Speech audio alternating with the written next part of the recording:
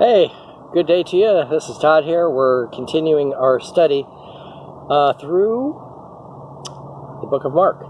And it's a beautiful day here in Sarasota, Florida. Sunny outside. I'm sitting by the pool, actually, here doing this. So, let's get started.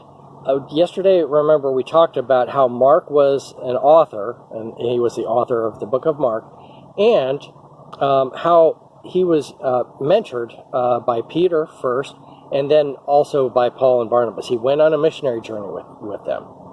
Today we're going to jump in and we're going to continue talking about Mark before we even get into what Mark wrote. But we're going to talk about how Mark, he gave up. He called it quits during a missionary journey. But later on, Barnabas comes and walks with him, mentors him, and later on, you're going to find out Paul finds him valuable after he quits. But there's a lot of drama to this story. So anyway, let's get right into the drama here. In Acts 13:13, it says this: From Paphos, Paul and his companions sailed to Perga in Pamphylia, where John left them to return to Jerusalem. Just read here, he's with them, and he just gets up and returns to Jerusalem. He quits. He leaves. Okay? We don't know why he left. There's all kinds of speculations. We know that the journey they were on, it was going to get rougher. The terrain was going to be rougher and more persecution and so forth. So we do know that. So maybe he was like, it's already hard. I don't want it to get harder, so I'm quitting. Maybe it was. I don't know. Maybe he missed his mom. Who knows? There's people like that they go overseas and they're like, I got to come back because I miss my mom or my dad or whatever, okay? Maybe he missed his family. Maybe he had a disagreement with the leadership. We don't know, okay? The thing is that he quit. He left, okay?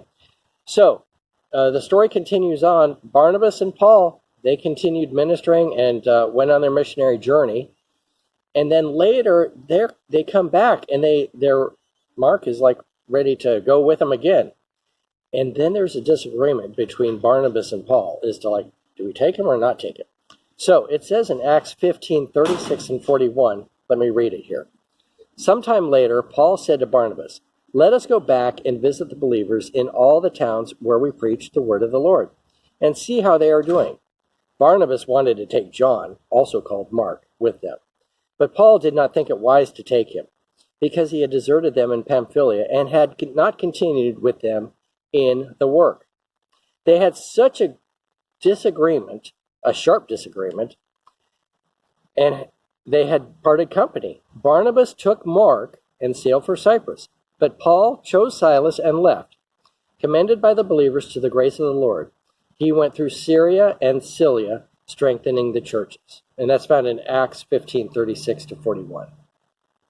So Paul separates, and he takes Silas with him, and Barnabas, he takes Mark with him, and they go in two separate directions. Okay, so now you have two separate missionary teams going out, which it turns out to be a good thing. They were going into different regions, ministering to different people, evangelizing, and Christianity was spread out. It wasn't just locked in.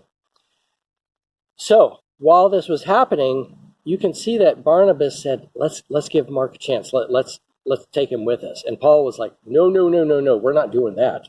He left us once. He's not going with us again. So that was the disagreement. But the story continues on here. Later on in Acts, we're going to see, actually, this is Colossians 4:10 through 11. It says this. And this is Paul writing a letter to the Colossians. He says, my fellow prisoner Atticus sends you his greetings, as does Mark, the cousin of Barnabas. You have received instructions about him. If he comes to you, welcome him. Jesus, who is also called Justus, sends greetings. Now, this is another Jesus. It's not Jesus that was crucified. These are the only Jews among my co-workers for the kingdom of God, and they have proved a comfort for me. So, Paul's like, boy, I really miss Mark, and I think you need to respect him if he comes into your town. Now, in 2 Timothy 4:11 through 13, Paul is writing to Timothy, but he says these things to Timothy. All right, so listen up. Here's what he says. Only Luke is with me. Get Mark and bring him with you, because he is helpful to me in my ministry. I sent Tychicus to Ephesus. When you come, bring the cloak that I have left at Carpus at Troas, and my scrolls, and especially my parchments. All right? So, Paul is now in prison, and he's saying, hey, Timothy, when you come, bring these things, okay? Bring my scrolls. I love to do some reading, so bring those things. Bring my coat. It's cold here, and I guess he had a special coat that he wanted. I have a poncho that I like to wear sometimes, and so sometimes it'll be like freezing cold, and I'll tell my wife, I'll say, Myrna, can you bring me that poncho? I need that poncho. It's nice and warm. And she'll go, oh, yeah, sure. So anyway, Paul says, bring my coat. But he also says, bring Mark, because I find him valuable. All right? What a change. All right? Earlier on, Paul says, Mark is not going to go with us. Okay? He is going to stay here. I'm not taking him again. He failed us once. We're not taking him again. But at the end of, while he's in prison, he goes, you know what? Mark was a valuable guy. And maybe he saw how he changed with Barnabas, and Barnabas raised him up. So in the end, Paul finds Mark to be very valuable.